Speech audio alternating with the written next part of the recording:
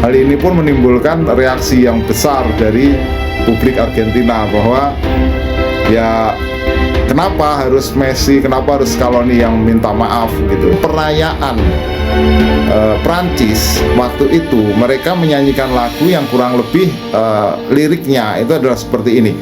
Berawal dari situlah kemudian ya, persaingan atau nyanyian dari Prancis, kemudian persaingan ketat di lapangan itu, muncullah apa yang dinyanyikan oleh para pemain Argentina.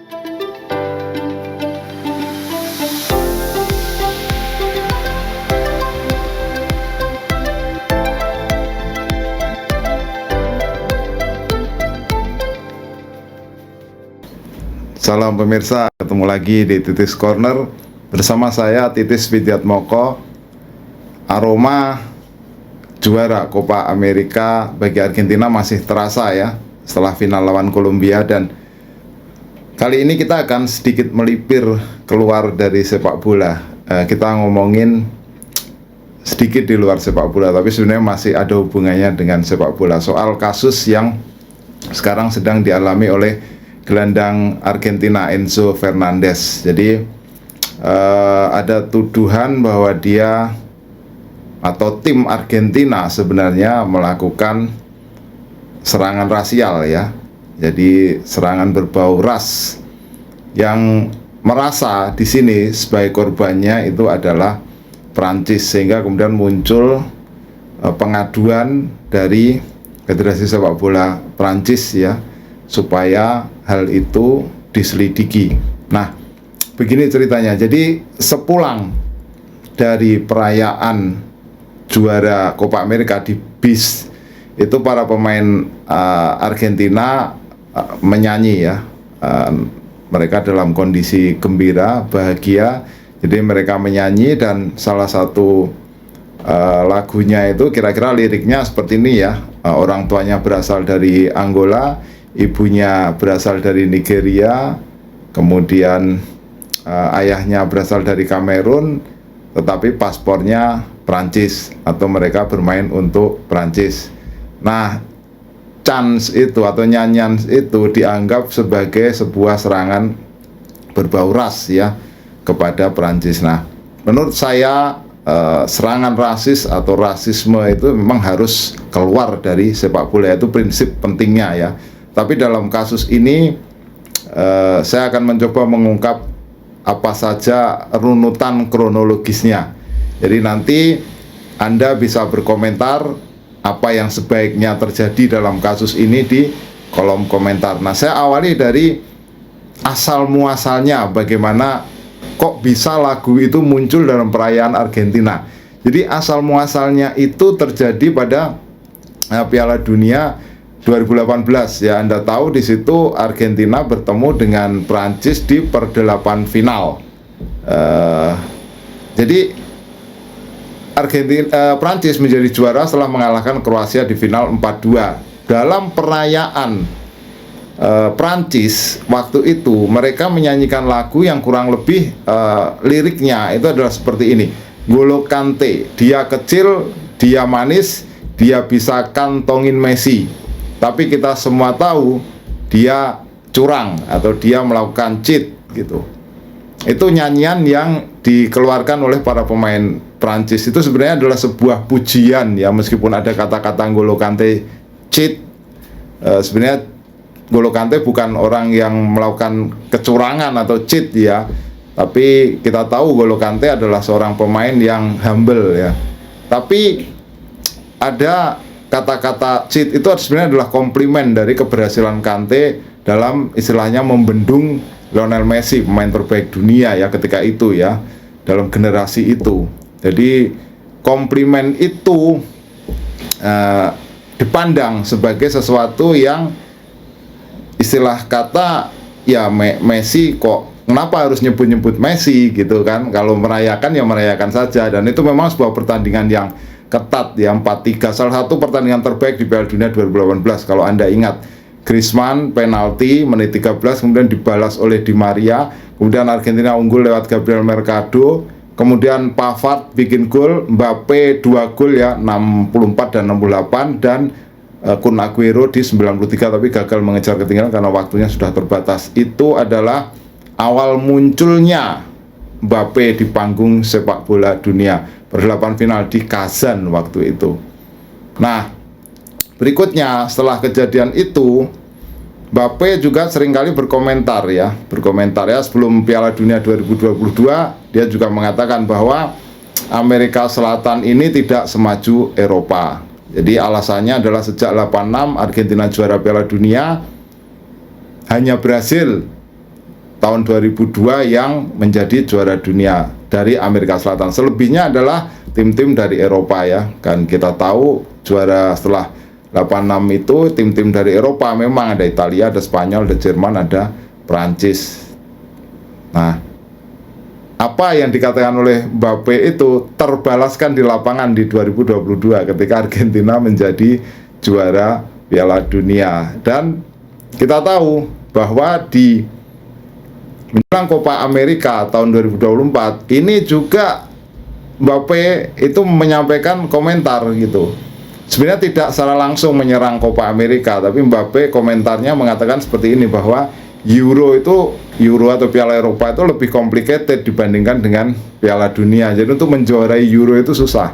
Dan ini sudah dibalas oleh Messi bahwa kalau lebih complicated ya kenapa juara Piala Dunia ini kok banyak tim dari Amerika Selatan gitu. Kalau kita lihat listnya, daftarnya kan Argentina juara 3 kali, 78, 86, 20, 22, kemudian Brasil juara 5 kali, Uruguay juara 2 kali, 30, 50. Nah, itu dibalas oleh Messi seperti itu. Jadi memang dua tim ini, Prancis dan Argentina, ini memang juga terlibat dalam sebuah persaingan di lapangan yang demikian ketatnya, termasuk di final Piala Dunia 2022 ya.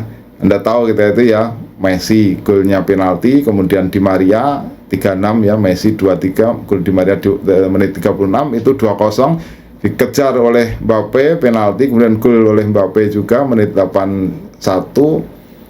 Nah, perpanjangan waktu ya, Messi mencetak gol, dibalas oleh Mbappe penalti, dan akhirnya 4-2 Argentina menang adu penalti. Kingsley Coman dan Tchouaméni ketika itu gagal. Nah, berawal dari situlah kemudian ya, persaingan atau nyanyian dari Prancis, kemudian persaingan ketat di lapangan itu, muncullah apa yang dinyanyikan oleh para pemain Argentina di dalam bus tim ya, di dalam bis ketika mereka pulang merayakan gelar setelah menang lawan Kolombia. Ya, nada-nadanya seperti yang tadi saya sampaikan ya, menyindir Prancis. Dan ke saat itu Enzo Fernandez melakukan live Instagram yang dilihat oleh followernya, salah satunya adalah Wesley Fofana. Wesley Fofana ini pemain yang dibeli dari Leicester City oleh Chelsea, jadi rekan timnya Enzo, dibeli mahal ya 70 juta, tapi dia lama sekali terkena cedera karena kena ligamennya. Akhirnya dengan berturut-turut dia menyampaikan, Wesley Fofana melakukan posting ya, kenapa kok masih ada rasisme ya, intinya seperti itu. Dan berturut-turut 10 pemain Chelsea unfollow Enzo Fernandez ya, mereka antara lain Wesley Fofana, Benoit Badiashile, Axel Disasi, kemudian ada Malo Gusto, Christopher Kunku, ada juga Armando Broja ya. Nah, itu diantara yang unfollow. Nah, Enzo Fernandez sendiri sudah menyampaikan permohonan maafnya. Jadi itu memang bukan kultur saya. Tetapi dalam hal ini Wesley Fofana juga ada yang banyak pihak yang menyalahkan Wesley Fofana. Kenapa harus dipublish? Kenapa nggak harus menyampaikan keluhannya secara privat? Banyak yang mengatakan bahwa seharusnya Wesley Fofana mengatakan saja secara langsung kepada Enzo Fernandez. Toh Enzo Fernandez adalah rekan timnya di Chelsea. Nah, kemudian pembelaan juga datang dari pelatih Argentina di Olimpiade Paris, Javier Mascherano, yang mengatakan bahwa saya kenal betul Enzo Fernandez dan dia tidak seperti anggapan banyak orang. Dan kami sebagai bangsa menghormati bangsa-bangsa lainnya juga. Segala apapun ras, kami berikan penghormatan. Dan kadang segala sesuatu dibawa keluar konteks dan kemudian dibesar-besarkan. Itu kata Javier Mascherano. Pembelaan juga datang dari Nicholas Jackson, rekan tim dari Enzo Fernandez yang memposting bagaimana kedekatan antara Enzo Fernandez dengan seorang anak kecil ya.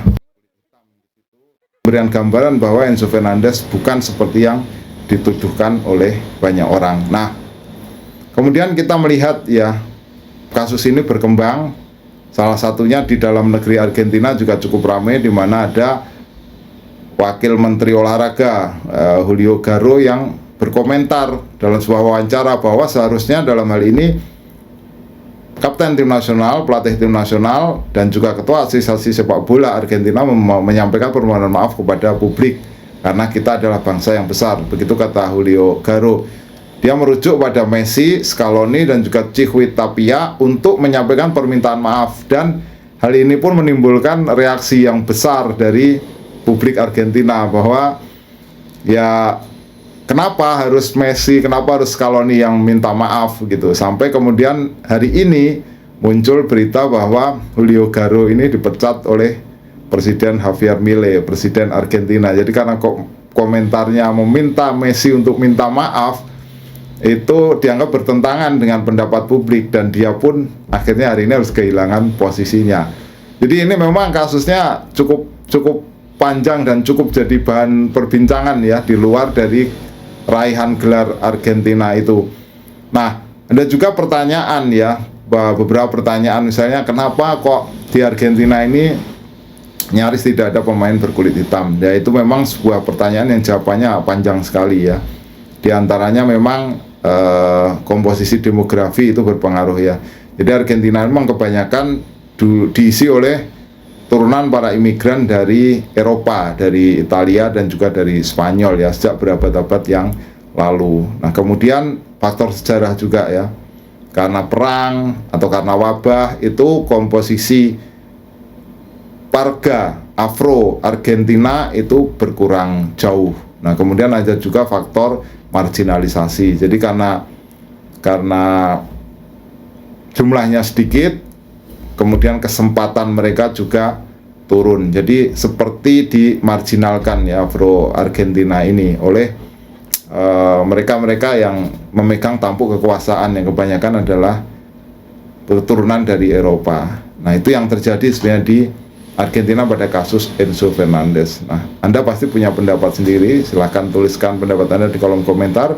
Kita ketemu dalam pembahasan berikutnya. Salam.